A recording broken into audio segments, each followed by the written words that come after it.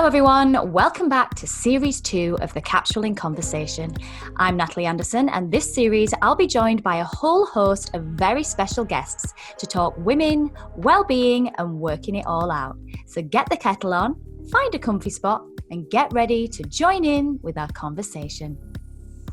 Hello all, I hope you're all well out there. It's obviously been a very difficult time for everyone these past few months, and more so in the past few weeks. How the world has changed from when we first wrapped back in March. And we've also had to change here too, as we are recording the first part of this podcast remotely so that we can safely social distance. And so our lovely fashion editor Anna Muse will be dipping in and out whilst I hold the fort on the hosting front until we get back into the studio. However, I am not alone, as I'm joined today by our very first special guest, actress and all-round superwoman, the fabulous Catherine Tyldesley. Hiya, Kath. Hi, I don't feel like Superwoman. Oh, bless you. Now, Kath, you have graced our screens for 15 years, taking on multiple roles across a whole host of hugely successful TV shows, including Lily's, Shameless, Coronation Street, and more recently, Scarborough. You released your own album, Rise, in 2016, and last year took part in one of the nation's favourite family shows, Strictly. All this while being a mummy to your young son, Alfie. I mean, you've been non-stop. Have you actually managed to catch your breath over these last few months? It's a lot of coffee, I'll admit. Yeah, it's been crazy, but the only feeling that I've got is just overwhelming gratitude, because it's always a risk, when you leave a soap, that you might not work as much as you want to or get the things that you want. And so I've been phenomenally lucky, and I really do count my blessings every day. I totally get it. I mean, I was going to ask you that anyway. That there's the fear, isn't there? The fear of when you're coming out of a soap. I felt it myself, and you're like, oh my God, what am I going to do? But I think, thankfully for both of us, we'd been doing this for a long, long time prior to actually going into the soaps. And so you kind of are a little more used to the industry. Like when you go in at a young age, you're kind of used to the peaks and the troughs and, what happens, and those times where you can be out of work and those times where you are worrying and you're waiting for your agent to ring. So I would assume you've been the same as me, that you had a much more realistic idea of what the industry is actually like out there. Yeah, very much so. I do think it helps. If you've been in a soap for a while, I think it helps if you've worked before, because then people have seen you do other things. I think it's often more difficult if you started out in a soap and have been there for years, because people do see you as that character. But yeah, I was really lucky that I worked pretty much consistently before Corrie, so I just kept thinking, oh, I hope the casting directors remember me, and kind of redid my show reel and dyed my hair to get rid of Eva, and it worked out. And a lot of casting directors actually said to me, it's a really good thing that you've changed up the way you look just to get away from that character. And I feel that I needed to do that, because naturally I'm brunette. I was only ever blonde for Eva for like 7 years, which absolutely wrecked my hair. So it was nice to get back to me. I know, again, it's like shedding a skin, isn't it? It's kind of, you become so synonymous with that person, and to the point where you kind of think, am I having my own thoughts here, or am I thinking as the character? And you do kind of get lost, because you spend so much of your time in that other person's life, and it's crazy. Even when I look at my wedding photos now, because I got married whilst I was at Corrie, and I was, really in the thick of it. And me and Tom are like, who is that? Who is that person? Because I'm so blonde, and I just look, and I'm looking at myself, and I'm like, that's not Kath, that's Eva. And I said to Tom, I was like, I'd love to get married again as Kath. Oh. But it just doesn't look anything like the real me. But again, you're incredibly versatile. I mean, you were actually filming something just before we went into lockdown, but we can't say what that is. But again, you've had that. You worked on Scarborough. You were the one that you did on Channel 5, where you had a completely different accent. You very much inhabit characters. I mean, I obviously chatted to you on my Instagram about Olga, who I absolutely adore. But it's just that, you know, and I know she's a fun character, but ultimately it's the way that you completely inhabit the character and really live and breathe it. Is that something that's really important to you in terms of your style of acting, your method of acting? Oh, thank you, babe. That means a lot from you. I really appreciate that. It's really kind. Yeah, to be honest, I get the most enjoyment from characters that are the furthest away from myself. So when 15 Days came along, the drama that I did, and they said I needed a thick Welsh accent, I was like, great, bring it on. It's a challenge, and she was worlds away from me. And that's where the real fun is. I've always been a bit of a character actress, really. I just love to delve in and change as much as I can.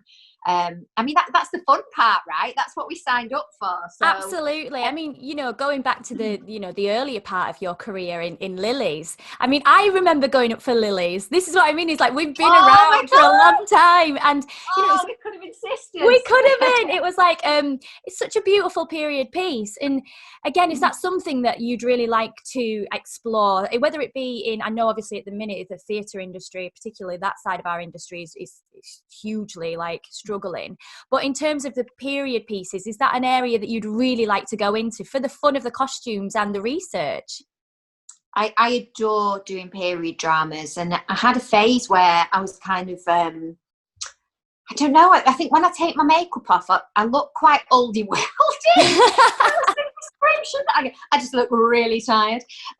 So I had a phase where I just kept doing period dramas for a while, and I adored it because it is worlds away, and my favourite part of being an actress and taking on a new role is the research side of things. It's so interesting. Every character is so different, just like you and I are, or anybody else. And so to delve into a period drama and to take yourself back into the 20s or 30s or whatever it may be is just joyous. And I love walking on set and seeing what the art department have done with the set. I mean, Lily's it was like I'd got into a time machine. They did the most incredible job on the set, and the costumes and the hair and the makeup. And it was just, yeah, you know, you're there 10 hours a day, and you live, eat and breathe it. And I remember napping in Iris's bed. That was my character, Iris.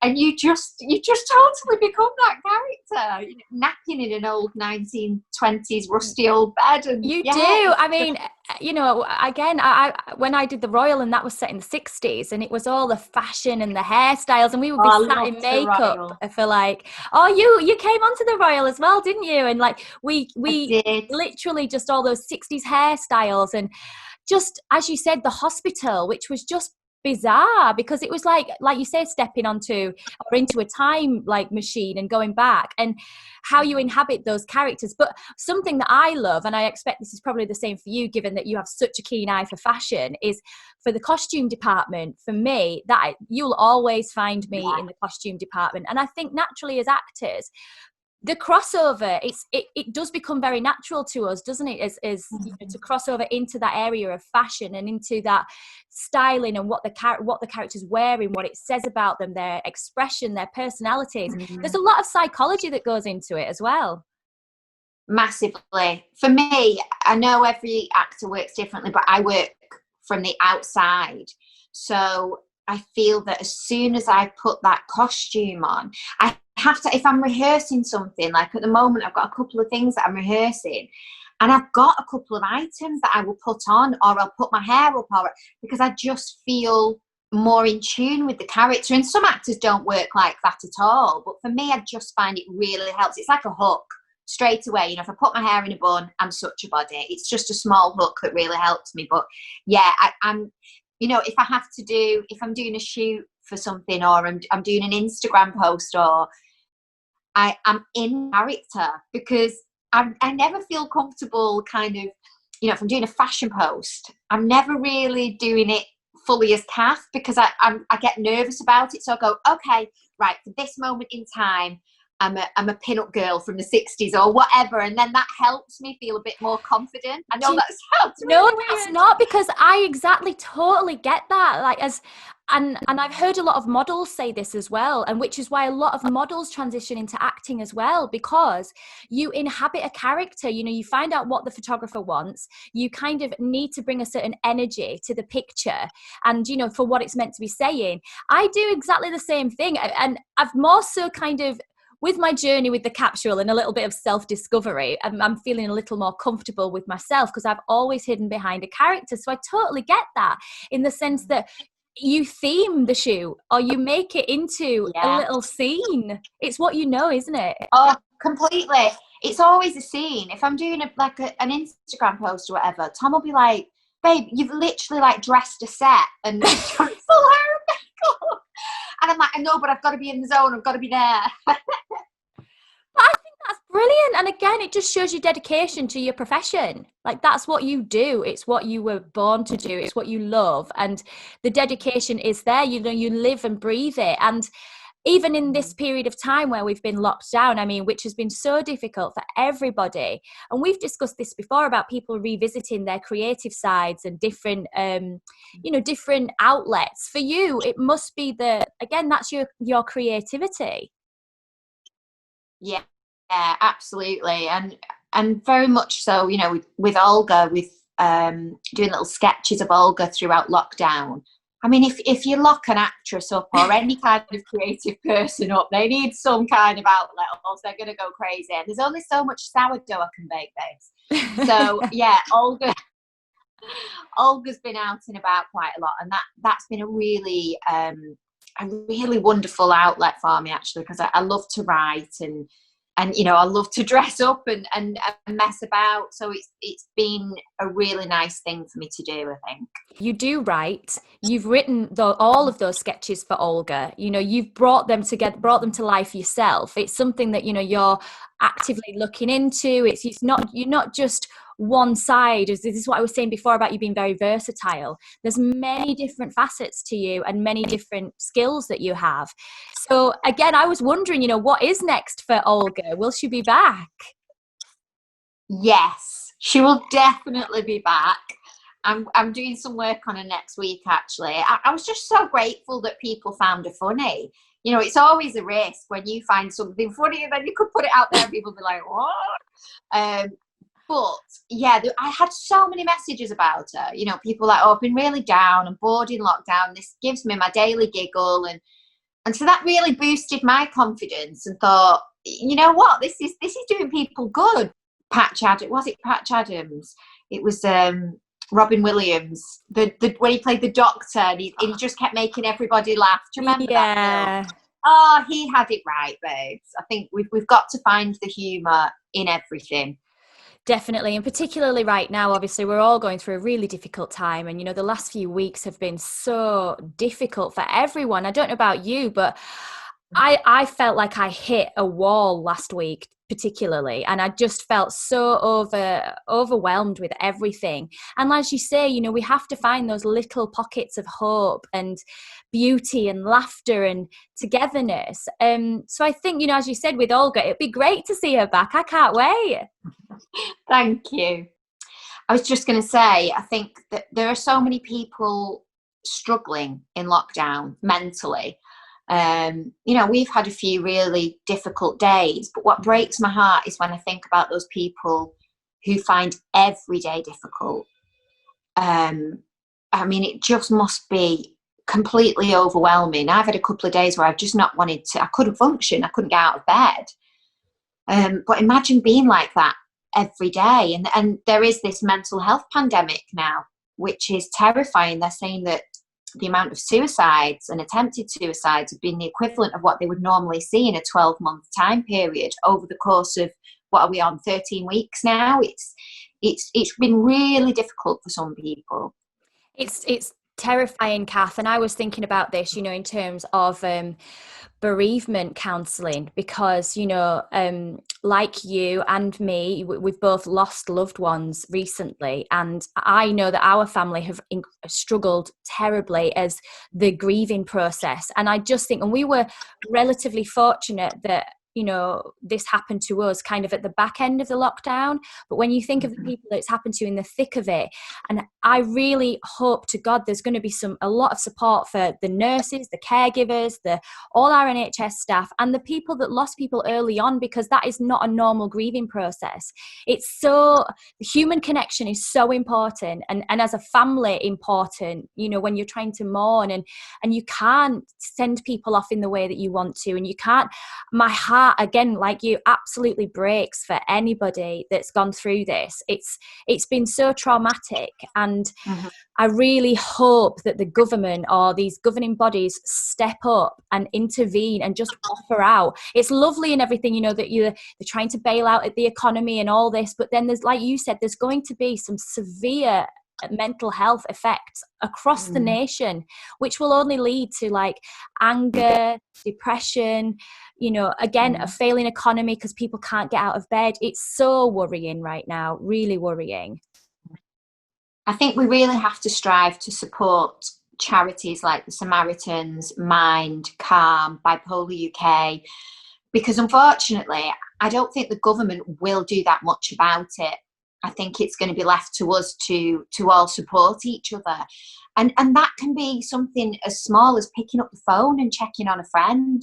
You know, I've got a lot of friends that live on their own in London, and it's like, you know, it can be equally as hard having children in lockdown, but it can be equally as hard being on your own. Oh, God, you know, there's times when I've phoned my friend in London, Char, and said, oh, you know, you can do what you want when you want. And she's like, I'm so lonely right now. And so I think it's really important that we're all connected in this and that we do support those charities as much as we can.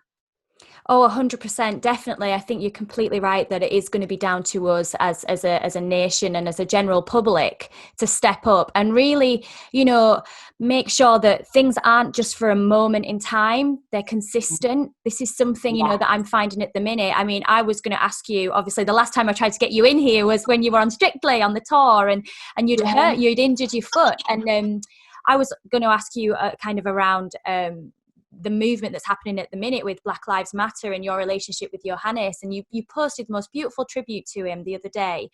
And, you know, we have to make sure that all these things that are happening at the moment that are just so huge aren't just then disappearing. It's got to have momentum. We've got to have consistency.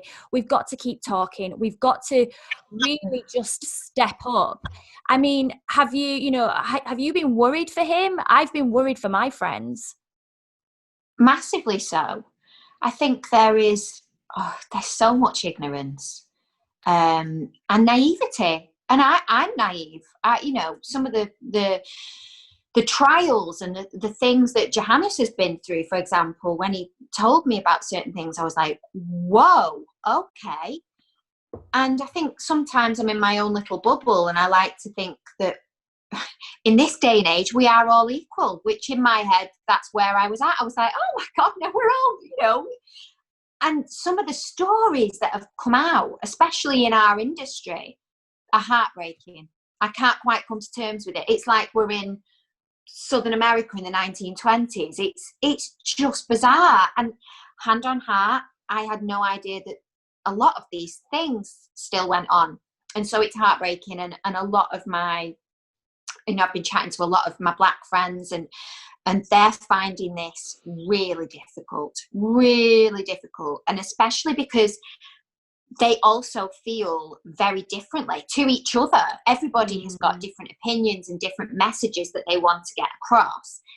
And I'm determined to help as much as I can, but it's getting the correct understanding. It's about the education side of things and learning how not to offend anybody, no matter how small the minority. It's that acceptance of everybody and getting everybody's message across. And I think the key thing for anybody is to speak out, whether that be with mental illness, with homophobia, with race, whatever the thing is always to speak out. And I think that a lot of people over the past couple of weeks, as I'm sure you've seen, have started to do that. And I think that is a wonderful, wonderful thing, because things have to change. And completely, without the protests, things aren't going to change. And I know there's a lot of people very frightened because we are in the middle of a pandemic. They are doing this for a reason. And if we don't stand united together, things they won't change. This is what I mean in terms of, it can't just be a moment in time. Like, obviously when we had Blackout Tuesday, and it was amazing to see so many people take part in that and really be united. But again, it has to be more than that. It has to be people's commitments to genuinely changing their ideas, their thoughts, questioning themselves. It's not a Black person's responsibility to come to you and educate you. It's your responsibility to question yourself, hold yourself accountable, and say, okay, how did I contribute? What is my thinking? Am I unconsciously biased? What am I, just look at yourself and really reflect on your own actions, and then think about them and educate yourself so that we can all move forward, because it can't just be, we've seen it so many times before with massive things that have happened in history, and people get, a sense of, they feel hopeful, they feel that there's going to be change, and then suddenly we're back to where we were. And that just can't happen. It can't. We've got a real opportunity here, I find. And I've spoken to a lot of my friends who really feel that there's a potential for genuine change. We can do it if we keep talking, we keep coming together, we keep, educating ourselves, listening, watching, calling stuff out. When you see it happening, call it out. Don't stand back and just go, oh, I'm uncomfortable. Feel uncomfortable, and not be passive. That's for me. And with our children, I think that, what was lovely is that, because we do have the news on sometimes in the house, and Alfie was completely baffled, because he's got friends who are, from everywhere, from all over the world. And luckily the school that he goes to, there it's super inclusive. Everybody is there. 2 of his best friends are Black. So for Alfie, he was like, what? And I was trying to explain it to him in the way that he could understand. And it really upset him, and he just couldn't understand what was happening, because he doesn't see the colour. He doesn't see a colour. I don't see a colour. I don't see that. For me, we are all equal. But unfortunately, too many people in the world see a divide by colour. And I think that's where the problem is. Totally. Again, we've just got to keep campaigning for change. And I keep saying this to some people, put your money where your mouth is, basically. If you, for example, we talk about the Capsule. For me, it's always been very important to me to be really inclusive, to be diverse. And for all of our events, everything that you see on the grid, it represents all women. And it always has done. It's been very important to me, that side of things. And I kind of, even more so now, want to make sure that it is completely equal and that everyone is represented. So I keep saying this again to people, just put your money where your mouth is. Like, if you want change, then literally do it. It starts with you. It starts at home with you as a person. So you can be the one that goes forward and changes things. I mean, going back to Strictly, this year it's going to be, you obviously had an incredible experience with the show last year, and it was in its full swing, and there was Blackpool, it was everything. I mean, it's going to be a very different show this year if it goes ahead. How do you feel about that? Do you feel like the audiences will lose out? Do you feel like the contestants will lose out? I still speak to Strictly a lot. A lot of people that work on the show have become friends of mine, people behind the scenes. And I know that the contestants that take part this year will still have an amazing time, because the BBC will ensure that they'll have a brilliant time. Do I think I would struggle in those circumstances? Yes, because for me, I fed off the audience. As an actress, I play to the audience, not the judges. And that may be right or wrong. I don't know. This sounds ridiculous because I was in Strictly. I'm not a competitive person. Me and Emma Barton would say to each other week in, week out, our worst nightmare would be in the dance-off together, because I'd go, oh no, you take it, you stay, I'll go.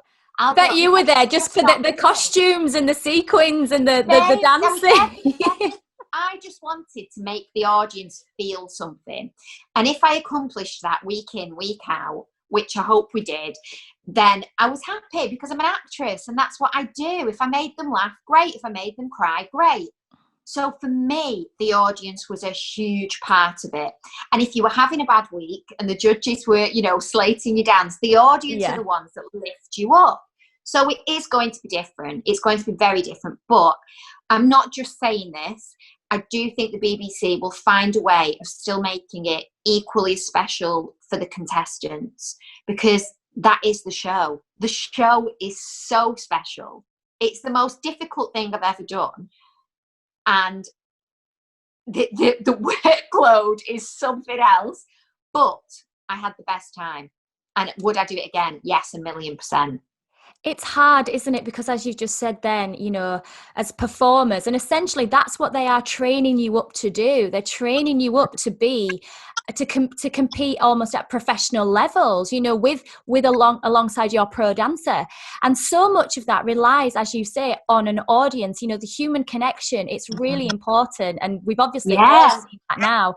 I mean, for our industry in general, with theatres, it's breaking my heart at the minute watching kind of what's happening in that side of the industry. It's terrifying because you just think, how can we create things? Because it essentially comes down to that human connection.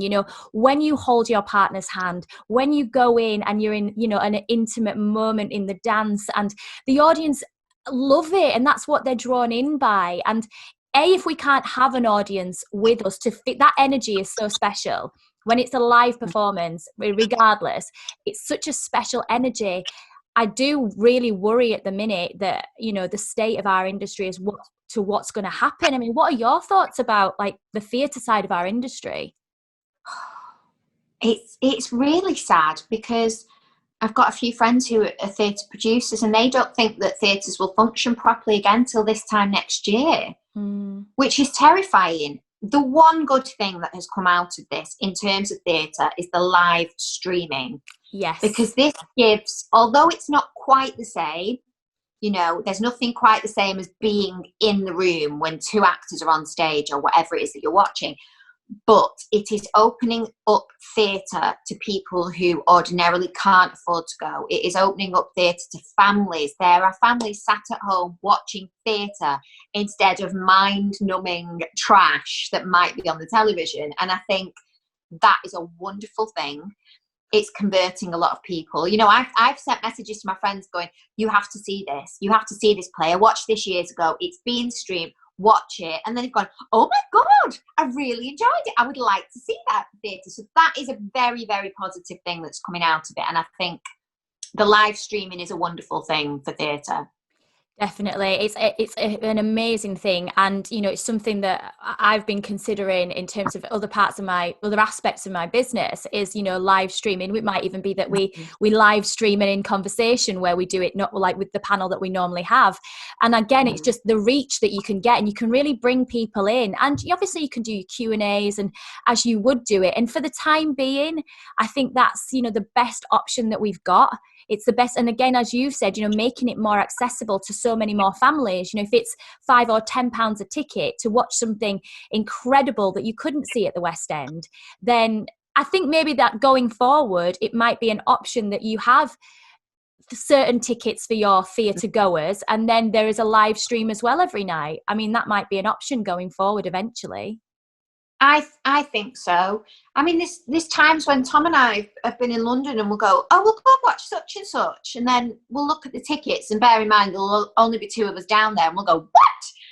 That is just mental. I mean, they're expensive enough up north, but it's completely closed off. How are children from working class families supposed to access theatre? Unless they've got brilliant companies that are coming around to their schools, Theatre in Education do some amazing things. Yeah. I get that. But for them to go to a proper theatre and watch something, they're not going to have that. And that is heartbreaking. So for them, this is a great thing. Definitely. And like you said, the best thing for a lot of children has been the tours. When they've toured the amazing shows, like when, your big shows like Wicked and Hairspray and all those huge, amazing shows that come to regional cities. I mean, I've toured with shows, and it's been amazing. And to be honest, you tend to get a better reaction from the audience because it's less of the theatre crowd. They're more genuine. Yes. People genuinely, like, if they like it, they're like, yay. If they don't, they'll let you know as well. But there's less kind of snobbery attached to it. And as you say, for kids or for anyone that's not, it can be so elitist, theatre sometimes. I find that myself, even when you're going into castings, I find that. And so, I will look forward to when these huge big shows can return to the theatres and kids can get back out to see them. But in the meantime, I do agree with you. I think streaming is definitely the way forward for so many people and for the companies as well. Yeah. And so I just wanted to ask you as well, just about, your experience of lockdown. I mean, how is your mum doing now? Because I know your mum was very poorly. And how is she now? And how has that impacted on your family? It was really hard. We had, she had to have emergency surgery. So for 2 weeks, it was just awful. She was in ICU for 6 days on a COVID, but she didn't have COVID, but she was on a COVID ward. So you can imagine the worry. Yeah.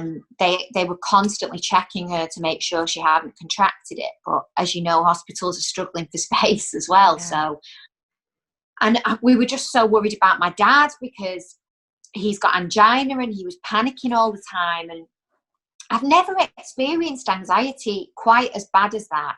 Because also I've got my own family and I'm trying to be a mum. I'm trying to work because the past few weeks work's really started again for me. So it's just, for a couple of weeks, it was awful. And I was in quite a dark place, and I've been quite open about that. Because normally I'm happy as Larry and annoyingly smiley. But I just, we're a very close family, a very close family. And for my parents, as they get older as well, you do start to become the parent. My mum was only saying the other day, I didn't go to that appointment, I'm all right. And I'm like, Mum, no, get in the car. I'm like, what are you doing? Like, if you won't go for me, go for Alfie. So I'm the one now that is making sure that their nutrition is right, they're taking the right supplements, that it's just a constant thing. And hopefully, I think a lot of people have had a wake-up call with COVID because we know that being unhealthy and being overweight is a game changer and will put you at risk.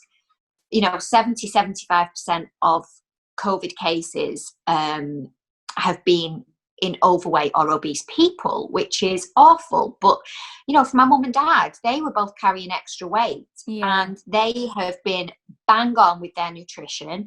They've been absolutely brilliant. They've both lost a lot of weight the right way. Yeah. And actually, they look great. I saw my dad the other day and I was like, I know you're a little bit anxious and mum's a bit tired, but you both look great. And it's more important than ever to be getting the right nutrition for yourself and as a family. And so that's what I'm striving for each day at the moment with my parents and with my family, is to just try and keep us healthy. I totally get that, Kath. It's been like a wave it's been like being at sea. You've had moments of it being relatively calm, and then all of a sudden there'll be a huge wave that just crashes over you, and you like floundering, and you can't catch, your breath, and you can't swim, and then suddenly it eases for a minute, and then it's back again. And I think everyone has felt the same. This just complete helplessness at times, just feeling completely hopeless, helpless, not knowing what to do, and trying to just grab onto any form of wood or raft or anything that you've got kind of in life.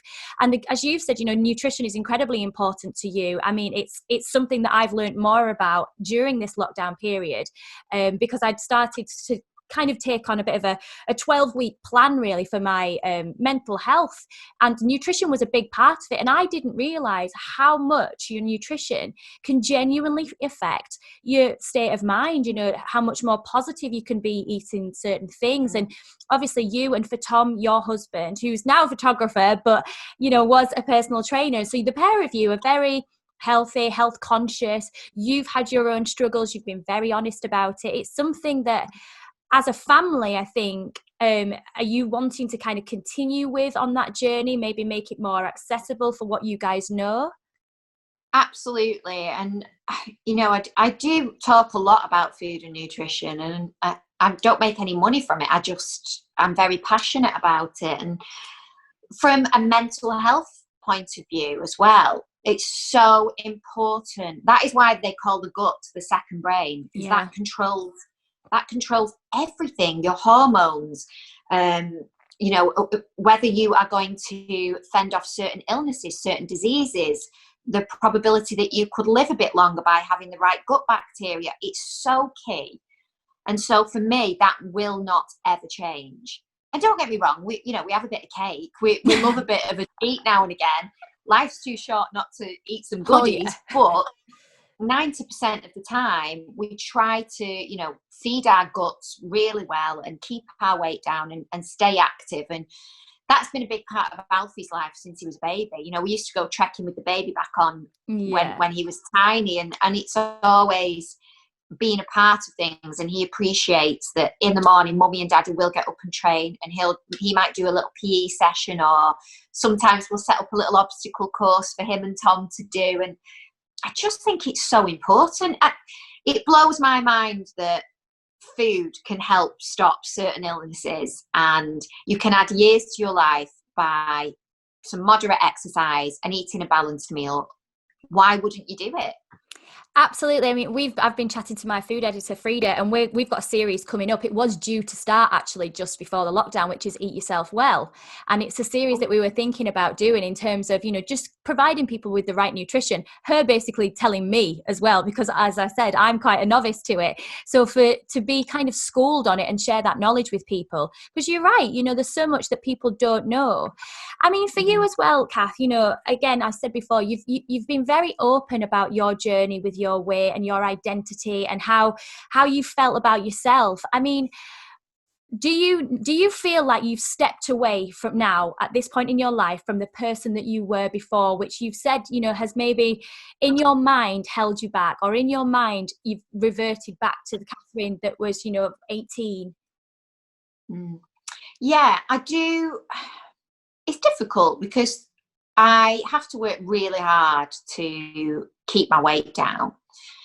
And training myself on nutrition has been the best thing I've ever done, because as a byproduct of eating well, your weight stabilizes.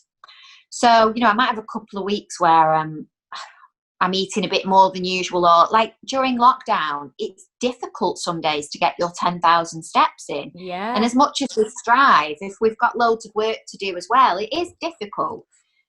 And so, yeah, sometimes I have bad days where I can't look in the mirror. I think every woman has them, and I'll just go, oh no, this and that. But since Alfie came along, it's changed dramatically. I mean, dramatically for the better, because suddenly I haven't got the time to focus on me. I'm focusing on this little person. And he came out with the best thing the other night. He was in the bath, and I'm always like, running around naked or fake tanning naked or whatever. And he went, Mummy, he said, what are those lines on your boobies? And I said, these are stretch marks, Alfie. I said, I got these when you were in my tummy. I said, because, boobies are designed to hold milk. And he said, are they points for doing good? Like a gold star system? And I said, yes, darling, they are. These are my points for doing good and carrying you in my and I thought, what a gorgeous way of looking at things. He thought it was some kind of point system. I love it. That's your reward. Well done. You got a tick. Oh, how gorgeous is that? And that is so lovely. I said, everybody's got these, Alfie. Everybody's got these. You'll get them when you have a little growth spurt. You'll have some somewhere on your body. And I thought, he needs to see this. He needs to see normal bodies. Absolutely. Yeah. And as I said before, we've just talked a lot about food and it being a passion for you. And I have asked you this before, but will we get a cook along with Kath book? Come on. There might be something in the pipeline. Yeah. Yes. Yes. Eventually, yes. Oh, I'm so thrilled you'll be able to share all those amazing recipes with everyone. Well, my love, sadly, we've run out of time for today now, but thank you so much for joining me. It's been an absolute pleasure. I always feel like I could do a 5-hour podcast with you because I know, literally, I was like, oh no, the time, I can see the time's ticking, and I'm like, oh, but we could literally do a part 2 and a part 3. But I was just saying, when we get back to the studio, you'll have to come back in as a guest co-host and be on our panel. Oh, I'd love to have that. I'd love to. Thank you also to you guys at home for listening in. We're going through such difficult times right now, and so we do hope our chats help you feel a little less alone. We're all feeling the same, so just remember that. And remember, you can catch up with all of our previous podcasts at our website or by subscribing to our various podcast channels and YouTube. Please do leave us your rates and reviews, as we love hearing from you. You can also check out our regular wellbeing, fashion and beauty content at www.thecapsule.co.uk or by visiting us at our Instagram page. I'll be back next week with another very special guest, but today all that's left for us to say is goodbye. So it's goodbye from Kath. Bye guys, thank you. Mwah. And goodbye from me.